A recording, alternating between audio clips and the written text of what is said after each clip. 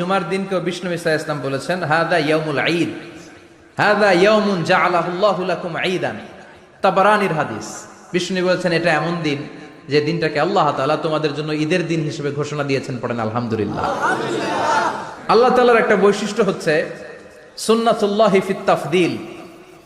এক এক জিনিসের উপর আল্লাহ এক এক জিনিসকে বৈশিষ্ট্যমণ্ডিত করেন, মর্যাদা দান করেন। ফাদ্দালা জামানান আলা জামান কামা ফাদ্দালা মাকানান আলা মাকান, ইনসানান আলা ইনসান। আল্লাহ ব্যক্তির উপর ব্যক্তিকে প্রাধান্য দেন, আল্লাহ সময়ের উপর সময়কে প্রাধান্য দেন, আল্লাহ স্থানের উপর স্থানকে প্রাধান্য দেন। এটা আল্লাহর সুন্নাত।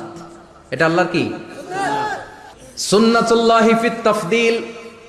ফাদ্দালা জামানান আলা জামান কামা ফাদ্দালা মাকানান আলা মাকান, ইনসানান আলা ইনসান। পৃথিবীর সব মানুষগুলো এক রকম নয়, এক মর্যাদার নয়। আবার লক্ষাধিক নবী